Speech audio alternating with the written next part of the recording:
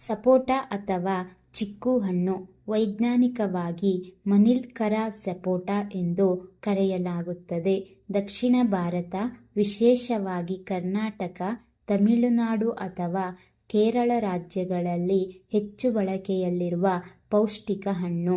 ಸಪೋಟ ಹಣ್ಣಿನಲ್ಲಿ ಕಾರ್ಬೋಹೈಡ್ರೇಟ್ಗಳು, ನೈಸರ್ಗಿಕ ಸಕ್ಕರೆ, ಆಹಾರ ತಂತು ಅಥವಾ dietary fibre, vitamin A, vitamin C, vitamin B ಹಾಗೂ ಖನಿಜಗಳು, ಪೊಟ್ಯಾಷಿಯಂ, ಕಬ್ಬಿಣ, ತಾಮ್ರ, ಮ್ಯಾಗ್ನೀಷಿಯಂ ಇದರಲ್ಲಿ ಸಮೃದ್ಧವಾಗಿದ್ದು ದೇಹಕ್ಕೆ ತ್ವರಿತ ಶಕ್ತಿಯನ್ನು ನೀಡುತ್ತದೆ.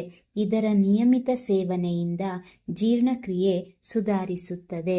ಸಪೋಟೋದಲ್ಲಿರುವ ಆಹಾರ ತಂತು ಅಜೀರ್ಣ, ಮಲಬದ್ಧತೆ, ಹೊಟ್ಟೆ ನೋವು ಮುಂತಾದ ಸಮಸ್ಯೆಗಳನ್ನು ಕಡಿಮೆ ಮಾಡಲು ಸಹಾಯ ಮಾಡುತ್ತದೆ.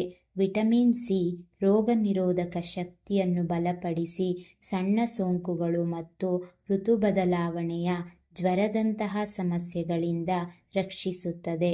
ವಿಟಮಿನ್ ಎ ಮತ್ತು ಆಂಟಿ ಆಕ್ಸಿಡೆಂಟ್ಗಳು ಚರ್ಮದ ಆರೋಗ್ಯ, ದೃಷ್ಟಿಶಕ್ತಿ ಹಾಗೂ ಕೂದಲಿನ ಬೆಳವಣಿಗೆಗೆ ಉಪಕಾರಿಯಾಗಿದೆ. ಚರ್ಮದ ಒಣತನ ಕಡಿಮೆ ಮಾಡಿ ಕಾಂತಿಯುತವಾಗಿರಲು ಸಹಕಾರ ನೀಡುತ್ತವೆ.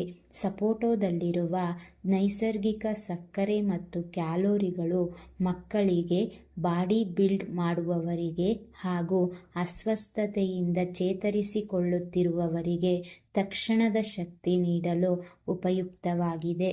ಸಪೋಟ ಹಣ್ಣಿನಲ್ಲಿರುವ ಪೊಟ್ಯಾಷಿಯಂ ಹೃದಯದ ಆರೋಗ್ಯಕ್ಕೆ ಒಳ್ಳೆಯದು. ರಕ್ತದ ಒತ್ತಡವನ್ನು ಸಮತೋಲನದಲ್ಲಿರಿಸಲು ಸಹಾಯ ಮಾಡುತ್ತದೆ. ಕಬ್ಬಿಣಾಂಶ ಅಧಿಕವಾಗಿದ್ದು ರಕ್ತಹೀನತೆಯ ಸಮಸ್ಯೆ ಇರುವವರಿಗೆ ಲಾಭದಾಯಕವಾಗಿದೆ. ರಕ್ತದಲ್ಲಿ ಹಿಮೋಗ್ಲೋಬಿನ್ ಮಟ್ಟವನ್ನು ಬೆಂಬಲಿಸುತ್ತದೆ. ಕೆಲವು ಸಂಶೋಧನೆಗಳ ಪ್ರಕಾರ ಸಪೋಟೋದಲ್ಲಿರುವ ಪೋಲಿಫಿನಾಲ್ಸ್ ಮತ್ತು ಆಂಟಿ ಆಕ್ಸಿಡೆಂಟ್ಗಳು ದೇಹದಲ್ಲಿನ ಮುಕ್ತ ರ್ಯಾಡಿಕಲ್ಗಳನ್ನು ನಿಯಂತ್ರಿಸಿ ಉರಿಯೂತವನ್ನು ಕಡಿಮೆ ಮಾಡುವಲ್ಲಿ ಸಹಕಾರಿಯಾಗಿದೆ. ತಾಯಂದಿರಿಗೆ ಮತ್ತು ವಯೋವೃದ್ಧರಿಗೆ ಸಹ ಇದು ಸುಲಭವಾಗಿ ಜೀರ್ಣವಾಗುವ ಪೌಷ್ಟಿಕತೆಯುಳ್ಳ ಹಣ್ಣಾಗಿದೆ. ಹಾಲು ಅಥವಾ ಮೊಸರಿನೊಂದಿಗೆ ಸೇವಿಸಿದರೆ ಪೌಷ್ಟಿಕ ಮೌಲ್ಯ ಇನ್ನಷ್ಟು ಹೆಚ್ಚುತ್ತದೆ. ಸ್ಮೂದಿ, ಮಿಲ್ಕ್ ಶೇಕ್ಗಳಾಗಿ ಮಕ್ಕಳಿಗೆ ನೀಡಬಹುದು. ಆದರೆ ಸಪೋಟ ಹಣ್ಣನ್ನು ಅತಿಯಾಗಿ ಸೇವಿಸಿದರೆ ಕೆಲವು ಅಡ್ಡ ಪರಿಣಾಮಗಳು ಕಂಡುಬರಬಹುದು. ಇದರಲ್ಲಿ ನೈಸರ್ಗಿಕ ಸಕ್ಕರೆ ಪ್ರಮಾಣ ಹೆಚ್ಚು ಇರುವುದರಿಂದ ಮಧುಮೇಹ ಇರುವವರು ನಿಯಂತ್ರಿತ ಪ್ರಮಾಣದಲ್ಲಿ ಮಾತ್ರ ಸೇವಿಸಬೇಕು. ಹೆಚ್ಚು ತಿಂದರೆ ರಕ್ತದಲ್ಲಿನ ಸಕ್ಕರೆ ಮಟ್ಟ ಏರಿಕೆ ಆಗುವ ಸಾಧ್ಯತೆ ಇರುತ್ತದೆ.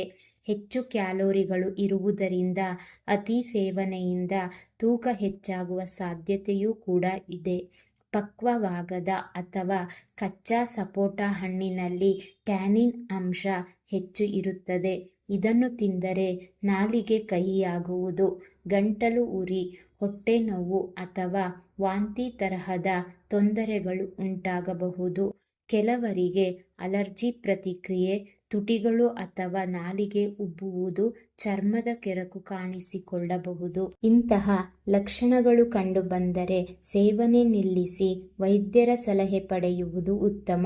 ಚಿಕ್ಕ ಮಕ್ಕಳಿಗೆ ಬೀಜಗಳನ್ನು ನೀಡಬಾರದು, ಏಕೆಂದರೆ ಅವು ಗಟ್ಟಿ ಹಾಗೂ ನುಂಗಿದರೆ ಅಪಾಯಕಾರಿಯಾಗಬಹುದು. ಹೊಟ್ಟೆ ತುಂಬಿರುವಾಗ ಹೆಚ್ಚು ಪ್ರಮಾಣದಲ್ಲಿ ಸಪೋಟ ತಿಂದರೆ ಅಜೀರ್ಣ, ಗ್ಯಾಸು, ಹೊಟ್ಟೆ ಭಾರವಾಗುವ ಭಾವನೆ ಉಂಟಾಗಬಹುದು. ಹೀಗಾಗಿ ದಿನಕ್ಕೆ 1 ಅಥವಾ 2 ಮಧ್ಯಮ ಗಾತ್ರದ ಪಕ್ವವಾದ ಸಪೋಟ ಹಣ್ಣು ಸೇವಿಸುವುದು ಸೂಕ್ತ.